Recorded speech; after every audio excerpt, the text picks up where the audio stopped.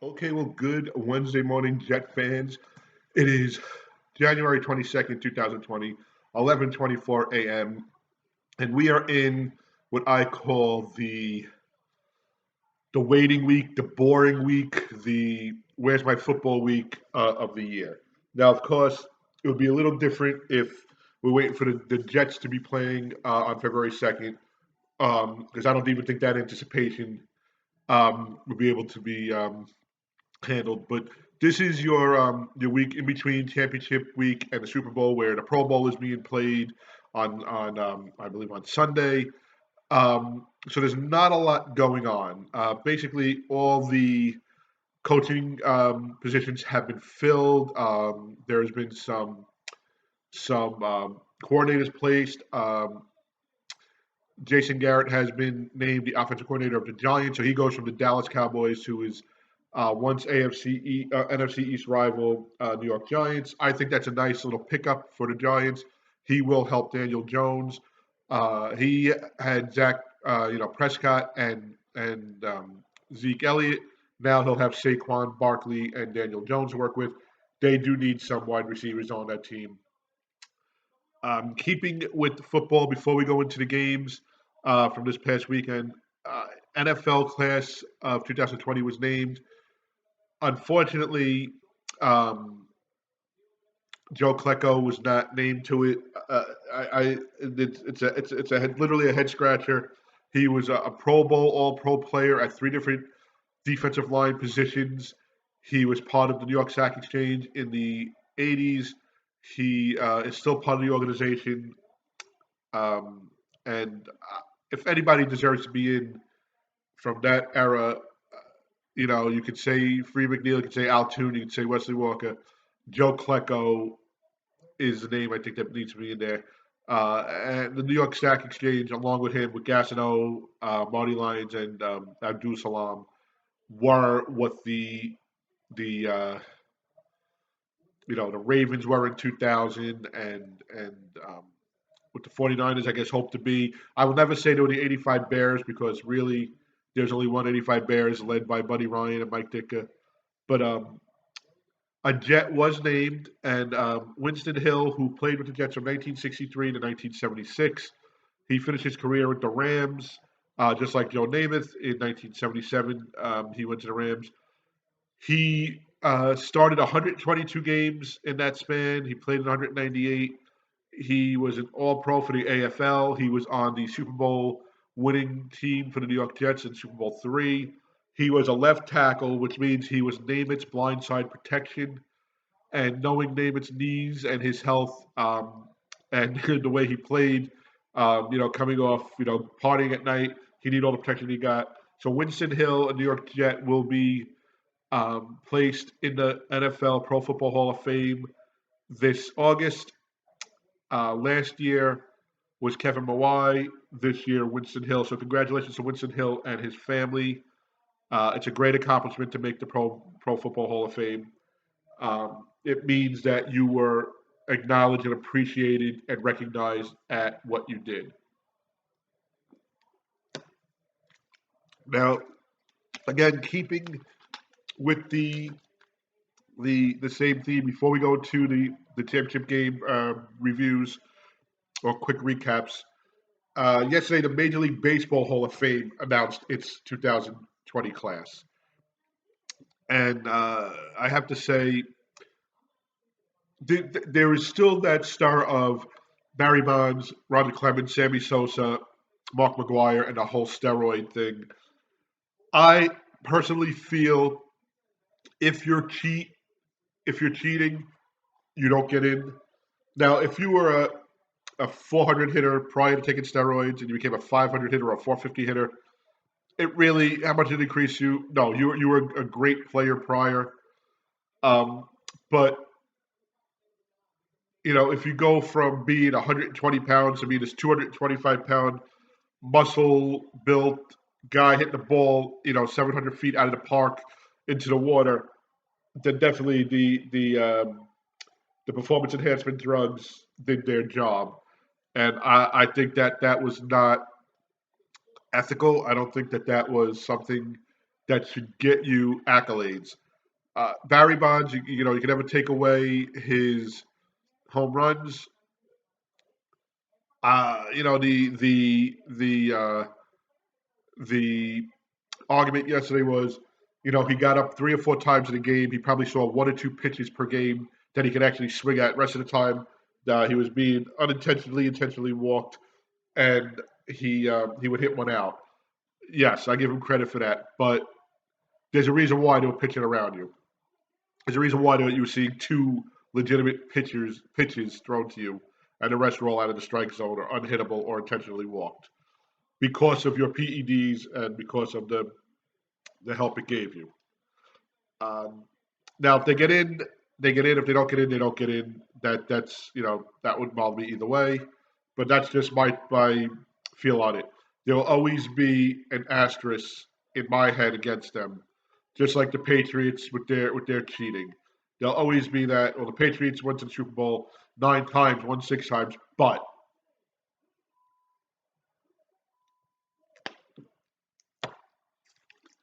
um, Derek Jeter, New York Yankee, was voted in on his first year of eligibility. I have to say, the one thing that he fell short of was a unanimous vote. He got 99.7% of the vote to go in, which means one writer, one MLB reporter left him off the ballot. Now, you could say it's sour grapes. You could say maybe it's somebody from Boston, or maybe it's somebody from Oakland or Seattle or whatever that they left him off. If you look at Jeter's career stats, he's a Hall of Famer. Um, even a first ballot Hall of Famer. To me, first ballot or second ballot, you're in the Hall of Fame. You're in the Hall of Fame. Mariano Rivera was unanimously chosen last year. He was the only player ever unanimously chosen to go into the Hall of Fame. So for Jeter to come up one vote shy, um, if you know Jeter's personality behind the camera with the mic in his hand being interviewed, you can tell it probably doesn't bother him, and he didn't make it bother him. And it's almost like Mo deserved that more than he did. But if you look at Jeter, and yes, I am a Yankee fan, but I will give credit where credit is due. Mike Piazza should be a Hall of Famer. Um, that whole steroid stuff with him, I don't think Piazza was that type of guy, but that's just my perception of him. But if you've seen Jeter's career from the beginning, it was nothing but the utmost respect for the game, for his team, and for the culture of MLB. You never heard of a barroom brawl with Derek Jeter. You never heard of a baby mama drama with Derek Jeter. You never heard of Jeter getting into it with other players in the dugout, in the locker room, or anyplace else. Um, I can remember him being thrown at by a pitcher. I think he was playing Texas or Kansas City, and he didn't charge him out. All he kept saying was, "That's horseshit. That's horseshit. You don't throw behind me." Jeter had the knack for being in the right place at the right time, whether it was diving into the stands after a foul ball against the Red Sox in a game in July, falling into the stands backwards in a playoff game um, in 2001, Mr. November, the flip to get Jeremy Giambi coming around the bases in the Oakland Athletics playoff round in 2001. MVP of the All Star game, MVP of the World Series in, I believe it was in 2000. 3,000th hit was a home run. His last game ever at Yankee Stadium was a game-winning hit in the bottom of the ninth. So, yes, good things followed him, and he lived up to the drama, and I should say, he lived up to the test. And they're talking about a bachelor, an eligible bachelor who lived in Manhattan, who dated the likes of Mariah Carey, Minka Kelly, Cameron Diaz, the girl from Fast and the Furious is how I know her. So Derek did it the right way. He did it, you know, without any blemish on his career. Now, as an owner of the Marlins, maybe it's something different. But as a New York Yankee, as a player, World Series, he came in the league in 95, World Series 97, World Series 98, World Series 99, World Series 2000.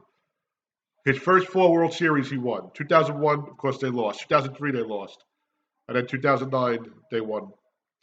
Uh, he was a captain in a team that had, I think, 4 captains in their whole entire organization, which was Lou Gehrig, Thurman Munson, Don Mattingly, and now Derek Jeter. And he was a leader. So congratulations to Derek. And you don't need to be unanimously voted in. It's just one guy who wants to be that guy. Okay, so this past weekend, getting back to the NFL, we had championship weekend. And usually championship weekend is better games than the Super Bowl. But I think the Super Bowl is going to be a great game. I'm a little dry today. Kansas City hosted the Tennessee Titans. Tennessee Titans were like the Cinderella story. They got in after Pittsburgh didn't make it. The Jets beat Pittsburgh week 16. Pittsburgh lost week 17. Tennessee gets in. They go and they beat Baltimore. They go and they beat Houston. And at one point, they had a 10-0 and a 17-7 lead over Kansas City. But as Kansas City proved 2 weeks ago, no lead is too much for them to go over. And Jay Gruden is a new offensive coordinator of the Jaguars. I just read that going across NFL.com, NFL Network. So Kansas City wins 35-24. Patrick Mahomes makes incredible runs. I mean, video game runs. They take the lead. Tennessee kind of fights back, but they cannot get over that hump. The game ends 35-24. It is the first time in 50 years that Kansas City makes it to the Super Bowl. The second longest drought for a team who's played in the Super Bowl and hasn't been back is the Jets, and that's going to be 52 years this year. But Kansas City wins 35-24. Andy Reid goes to his second Super Bowl. Patrick Mahomes is just on fire right now. His tight end, I mean, everything is just working out right. So Kansas City, who is the favorite, and I think a lot of people wanted to see Tennessee win. Tannehill was a nice story. Vrabel was a nice story, but make no mistake about this. Even without Tannehill or with Tannehill, Tennessee is going to be a force to be reckoned with going forward. But Kansas City wins the AFC crown. They go and they will face the winner of the Packers-San Fran game. And I didn't watch most of these games. I had other obligations. But from what I could see, the Packers were never really in it. Aaron Rodgers was beaten up, battered, sacked, intercepted, fumbled. There was actually one play where he fumbles the ball. I don't know how many fumbles he had, but there was a fumble, and he didn't go after the ball. He stepped back, and it reminded me of Cam Newton. And somebody on Twitter, I think it was Brandon Tierney, who was a New York guy, the New York sports caster, said the same thing. Everybody killed Cam Newton for that in the Super Bowl. This is a championship game. To me, the Packers all year long were playing above their means. They lost the game to San Diego, where Aaron Rodgers had like less than 100 yards passing, I think. They never really was that dominant game. Even against Seattle, I mean, Seattle kind of just played from behind and couldn't get ahead, couldn't catch up. But I don't think the Packers really had a shot. And I think if they would have went a different route, they don't make it as far as they do. I think if they face the Saints, even if they face Minnesota, they don't win and go to the championship round. But San Fran winds up winning 37-20.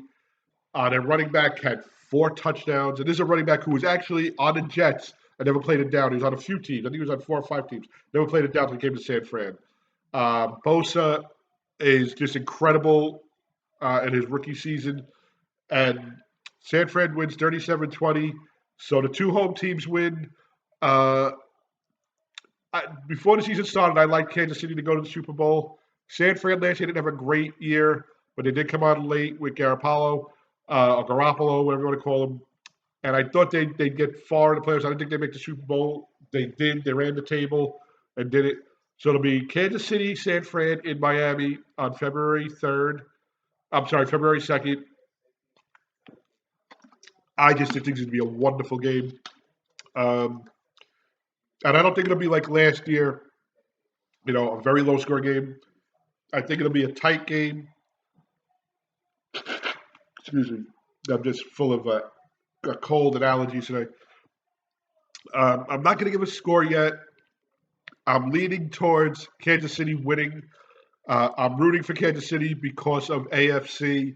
I actually like Patrick Mahomes, and I liked Andy Reid. I always liked him when he was with Philadelphia. I don't think he got the recognition he should have with all the championship games he got to them in Philadelphia, and then the Super Bowl, which he almost pulled off.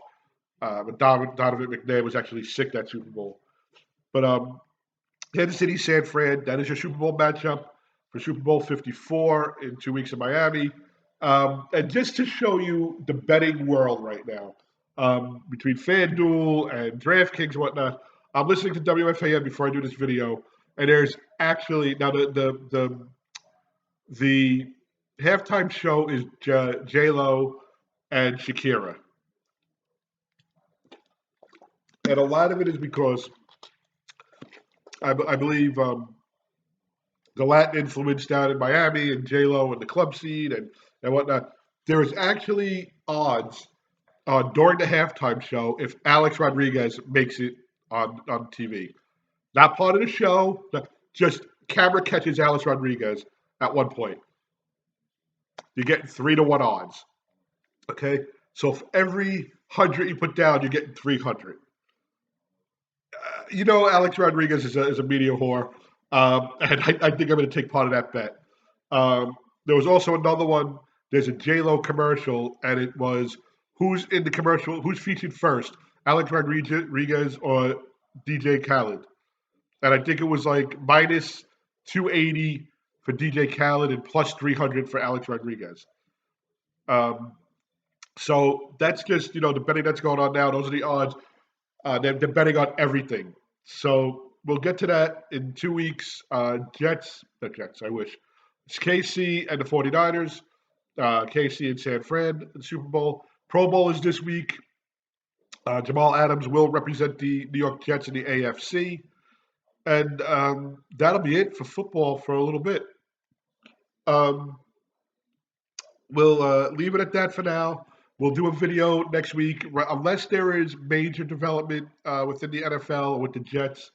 We're gonna leave it at that. We'll probably do a preview video next Wednesday to look at the game, or maybe next Friday. But the videos will be slowed down a little bit now. Once the Super Bowl is over and the offseason starts, we'll do videos again 3 times a week.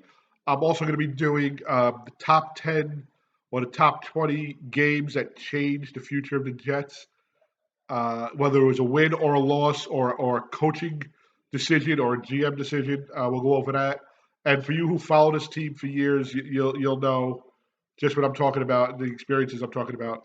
You can check out some of the articles or all the articles that we have on our website at www.nyjetstories.com. It's www.nyjetstories.com. We're really trying to get the website out there and running. So give us some clicks, forward these videos, get us, the recognition that we deserve and that we need. On Facebook, NYJet Stories is our Facebook page. Twitter is at NYJet Stories is our Twitter handle. And of course, here on YouTube, Alex Pazzielli, NYJet Stories. It started off in 2008, prior to even Brett Favre being on the team. So this is a dream of ours, to get not just news and notes about the NFL and about the Jets, but a fan's perspective. When we first started this, I would call into WFAN, I'd call it to ESPN, and they'd listen, but most of the times they'd speak over you. Mike Francesa was noted for that. He was famous for that, and this was just a way to get your voice heard. What you like about the Jets, what you don't like about the Jets, what you like about ownership, what you don't like about ownership. I try to be as neutral as possible. I love my Jets, but I try to be as realistic as possible, and I try to see things for what they are. And I'll say what I hope for, and I'll say what I think is going to happen. So that's where we are. drop us a video, drop us a tweet, drop us a Facebook message. Visit our website. And funny with the talking about all these rumors. Um, it made news that first of all, Tom Brady sold his house in Boston and bought a house in Connecticut. Now, I know that's not a big move, but it's 2 hours away from Gillette where he moved. Also, I guess he had a personal suite inside Gillette Stadium. He emptied that suite out. He moved all his stuff out. So there was some rumors going around that he was thinking of leaving. He did tell a reporter that he was going to check out free agency. He was going to put it, test the waters. I'm sure he's going to get a ton of connections, ton of contacts. And the last rumor was they saw Brady walking around the Raider complex in Las Vegas. Now that to me, kind of makes sense. He would be out of the AFC East. He'd still be in the AFC. He'd be in Vegas. He wouldn't really be in California. He wouldn't be on the East Coast anymore. But I don't know. I don't know if him and Gruden could get along. I don't know. I mean, it would just. I don't think the Raiders would have a hard time selling tickets. But could you imagine tickets that first year that Brady's there? So that's the latest rumor on Tom Brady. Have a great rest of the week. Like I said, if anything comes up between now and next Wednesday, we will bring it to you. If not, enjoy your week, enjoy your weekend, enjoy the Pro Bowl. There's only 2 football games left until offseason starts. And I think then it gets interesting for the Jets and their general manager, their coach, and their owner, and the players, Jamal, Le'Veon, Robbie, just to name 3 that could really be affected. Have a great day. Have a great weekend. We'll talk to you soon.